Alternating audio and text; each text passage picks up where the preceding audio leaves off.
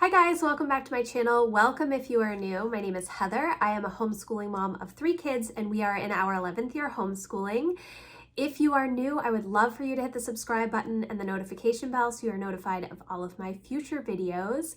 Today, I am going to be doing our September homeschool wrap-up video where I talk about the books that my kids read, the books that I read with my kids, and challenges and successes from the month. Last month was the first month that I did a video like this, and I really liked being able to sort of go through and see what we did and where we're going.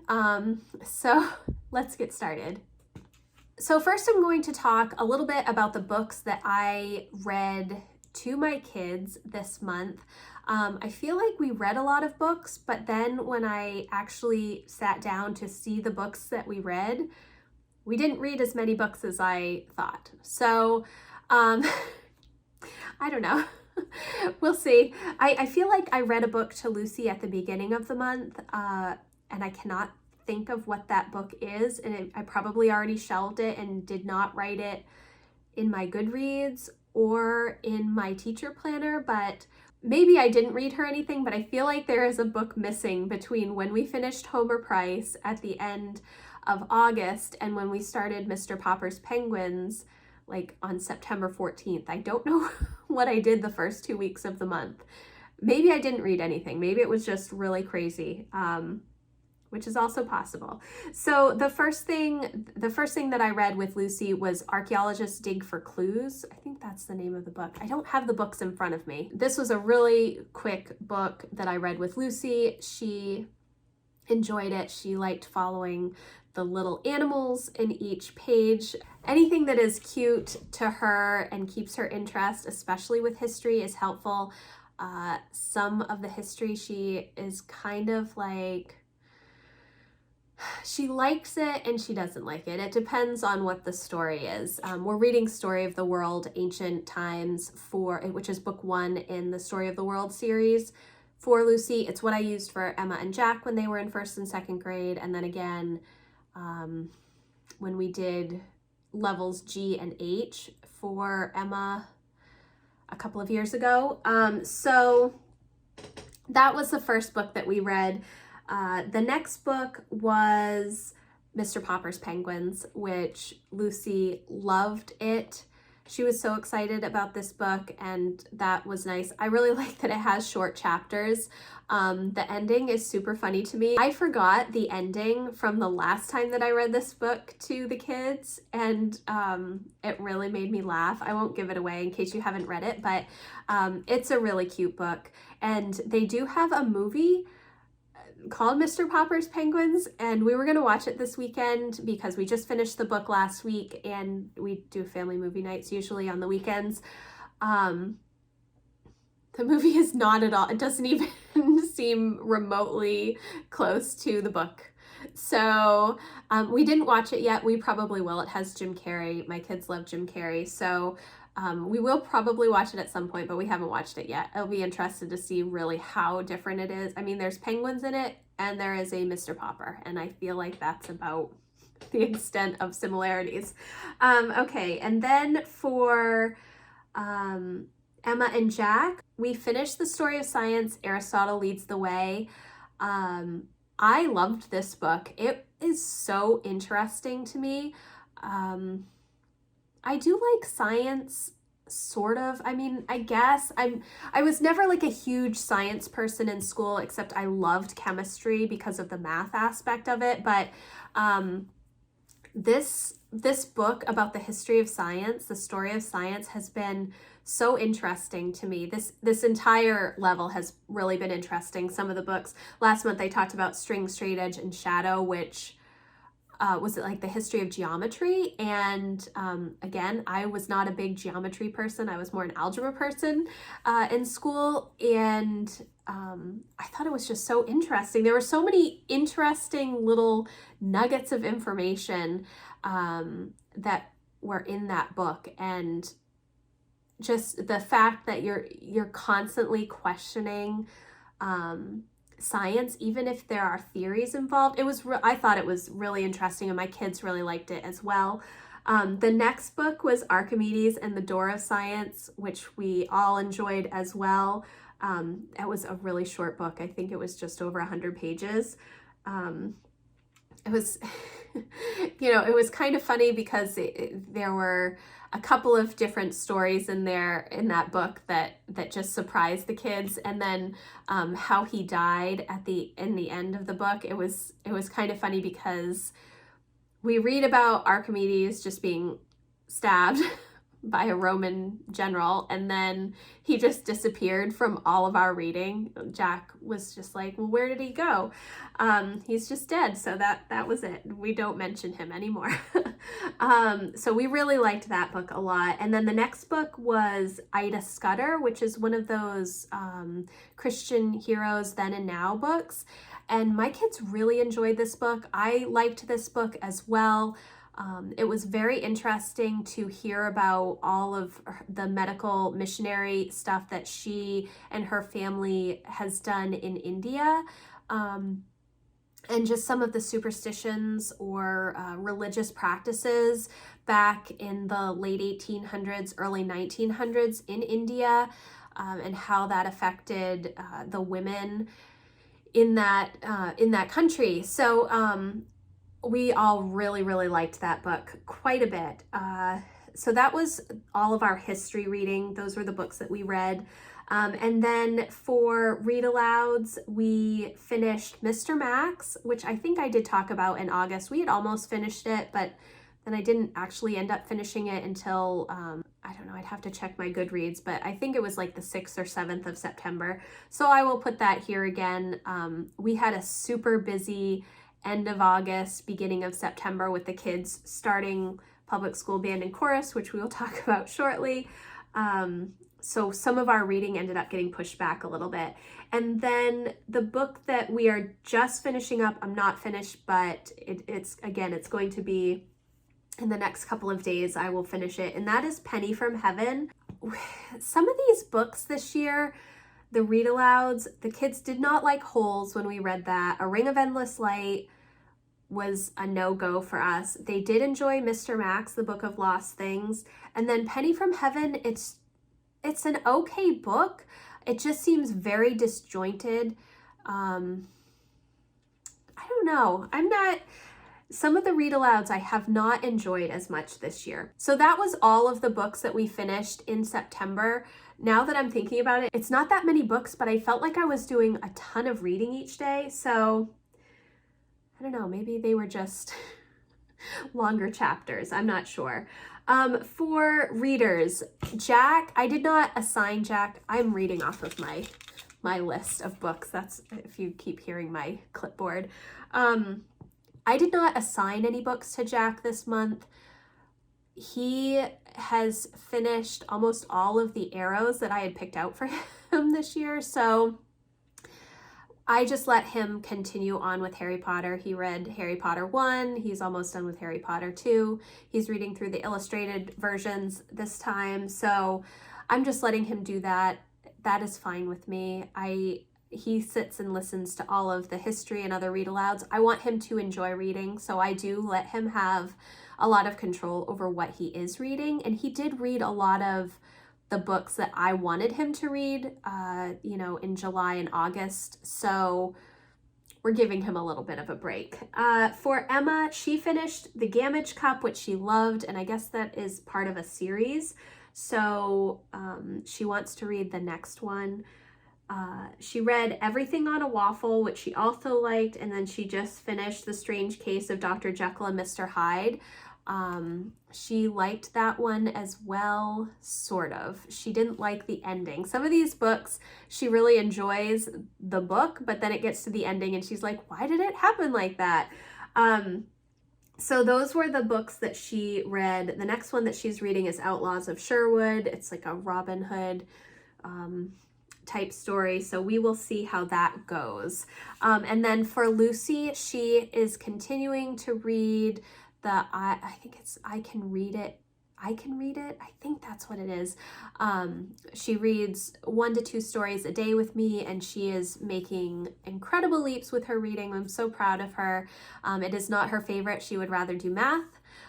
which is fine. I like that she enjoys math, but she is starting to have a little bit more confidence with her reading. And I think part of it is because she has been writing words on her own as well. She's trying to phonetically spell things to write notes to Emma and Jack and to me and to Matt as well, and writing lists, all things that I encourage. I don't make my kids do a lot of writing when they're young. It's mainly only handwriting practice, but if they want to write words on a whiteboard or write lists on paper, that is totally fine with me, and I do encourage that.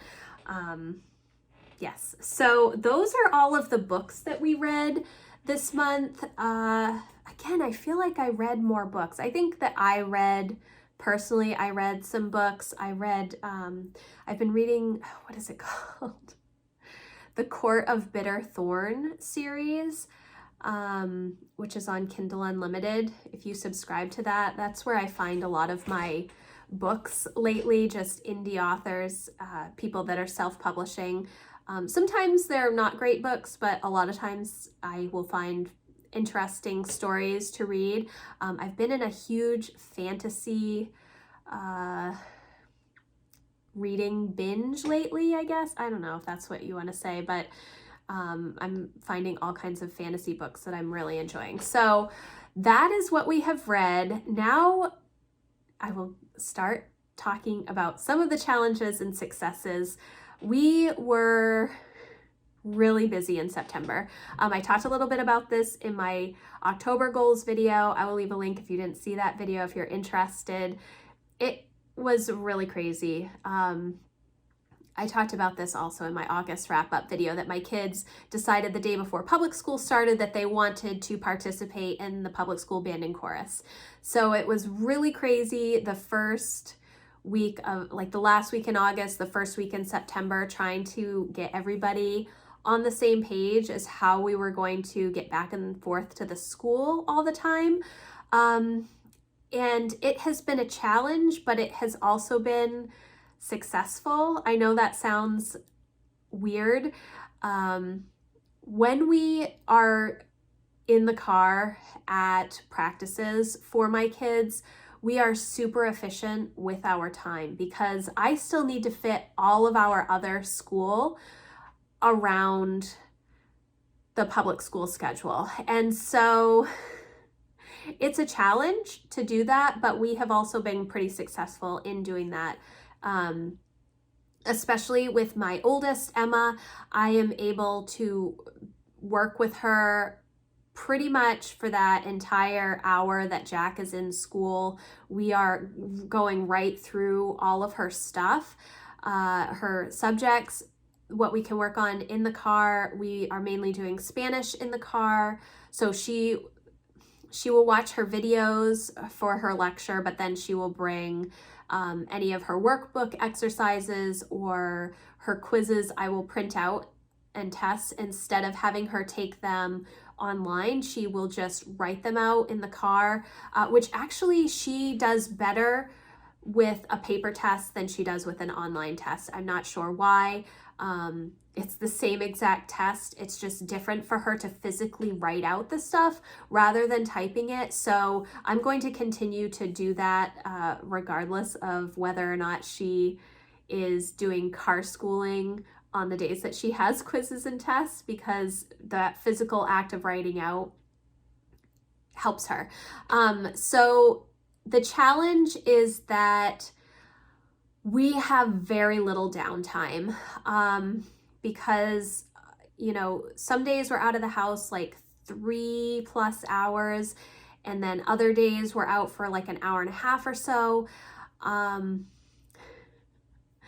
It's a struggle because by the time we get back in the afternoon after Emma is done with band or chorus, whichever day it is, she wants a break, but oftentimes she still has school to do because we are not able to finish all of our work in the morning before we get going for the back and forth.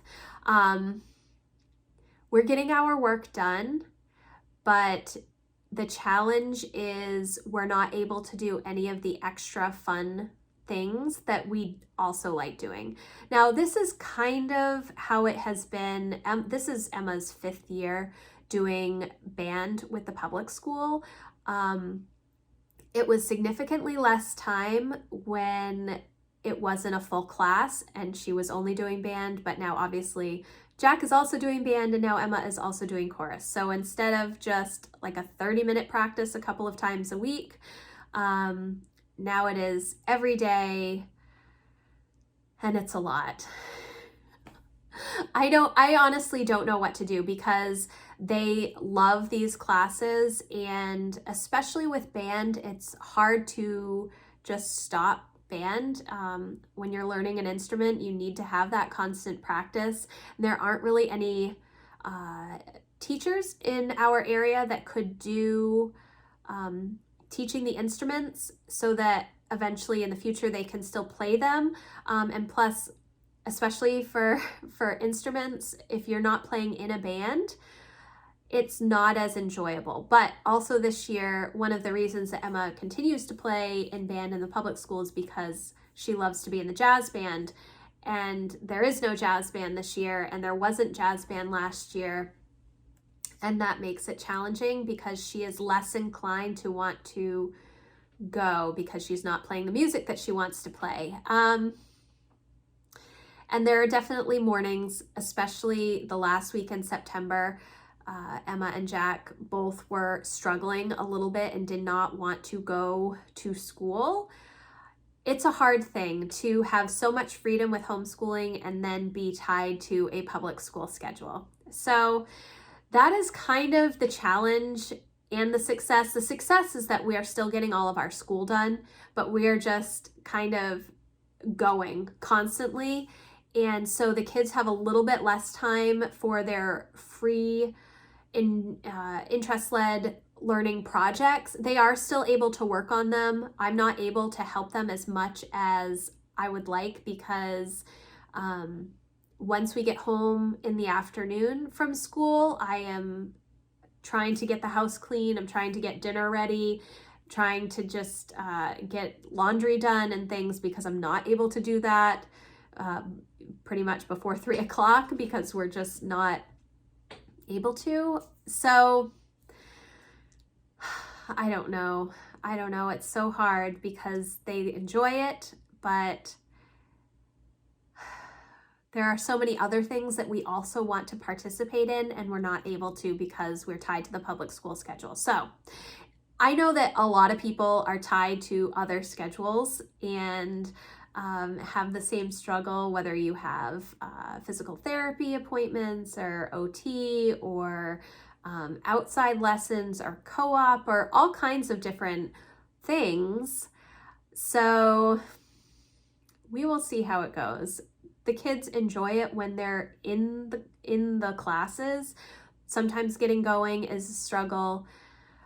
I think that they will easily make it through the first semester, but I don't know how it will be once it is cold and dark and snow on the ground in the winter, how they're going to feel about things. So October, looking ahead, we have a very busy month. I did talk about this in my goals video too. I wrote out our wall calendar and we have stuff going on every single day, whether it is classes, youth group, church, small group. There are a lot of things going on in October. And so we decided to take the first week in October off from school, from homeschool. So we have some other things, appointments and stuff that we have to get to, but we're not going to do school this week. We've been doing school, I think 8 or 9 weeks at this point. And usually I do go straight through November, but this month I just felt like I needed to take a step back, and the kids felt the same way. They've been really great at all of their school. Everything has kind of been working really well. Jack's already finished his first Singapore workbook, so he will most likely be finished with 6B before Christmas, and we'll move into pre-algebra with teaching textbooks in January. But And Emma's doing great in her Spanish. She's in chapter 4, I think, of 12 chapters in her Spanish book. Lucy's doing great. Everybody's getting their school done as much as they can. We're still behind on science experiments. And that is, I think, that's the first thing that falls off when we get busy, is the science labs, and they need to be done, especially as Emma's getting into the high school levels. She needs to be able to get those labs done. And so that, I think, is probably my biggest concern about continuing with the band and the chorus, because if she can't complete all of her core subjects, that's a problem. Yeah, this is the struggle of homeschooling. It is, you have so much freedom, you get to decide what you're going to do, but then you also have to actually decide what you're going to do. And that is the struggle, because every person is different, every family is different, what you need each season is different. Yeah. So the bottom line is, I have no idea what we are doing. I have our school planned. We're getting all of our school done that I have planned.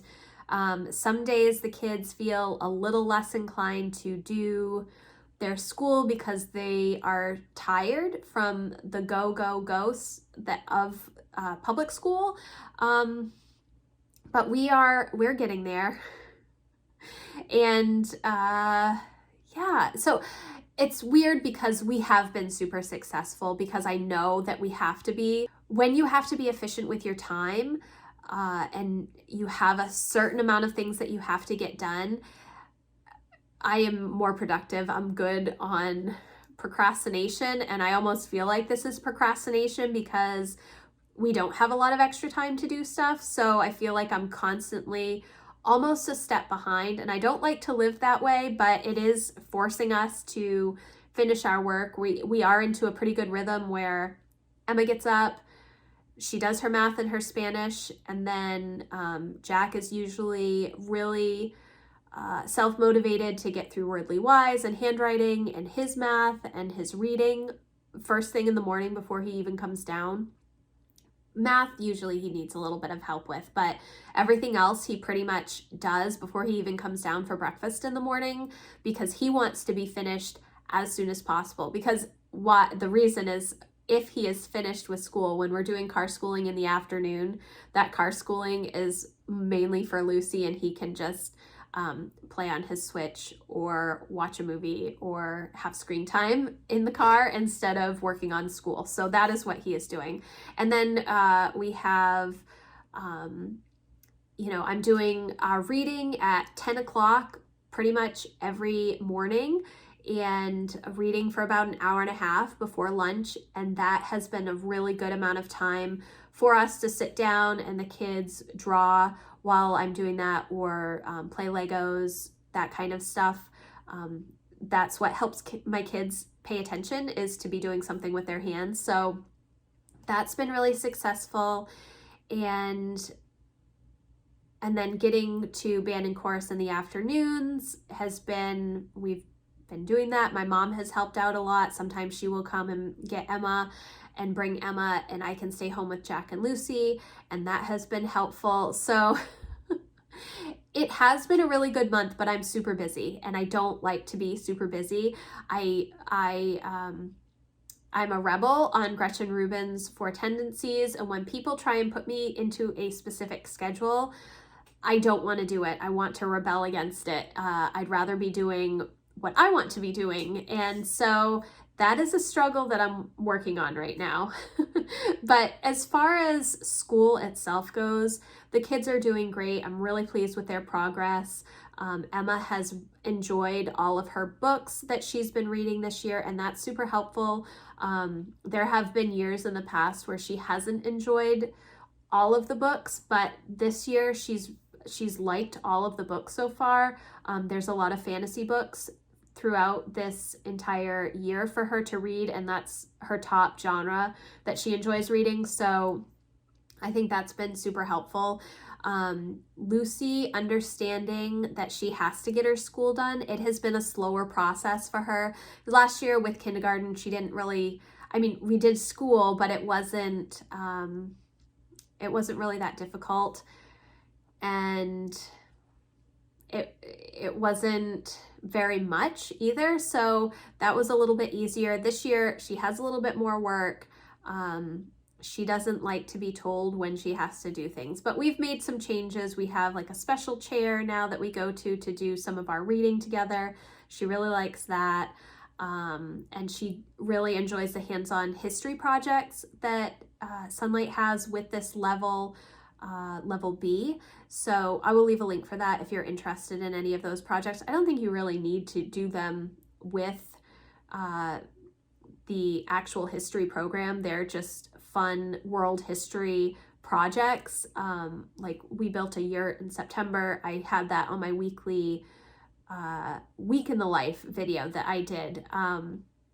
So there are a lot of fun projects in that kit. They have all of the tools and supplies that you need. So I will leave a link for that. If you have a kid that really enjoys hands-on learning, that's a great way to go about it. Yes, so looking ahead to October, we're taking the first week in October off. We're going to continue what we're doing with band and chorus and see how it goes. And we're just going to keep crossing our fingers that things continue to go smoothly. Sometimes I'm thinking, why do I keep putting myself in this box when I know that I don't like to be in this box? But it is what it is right now. So we will see how the next month goes. But that is kind of my wrap up for September and what we have going on in October. If you like this video, please give it a thumbs up. I would love to hear what you do when you have a super busy season, or have you had a super busy season? How did that affect your homeschooling? How did that affect your personal life? Because there is still a balance. I don't want to only be a homeschool teacher, and sometimes as a homeschool parent, you end up being a homeschool teacher more than you be your own individual person. At least that's how I feel sometimes. So yeah, I would love to hear how you are doing, how your September went. What books did you read? Leave that in the comments or send me a message. My email contact form is always in the description box. I hope that you are off to a great October, and I will see you in the next video. Thanks, guys. Bye.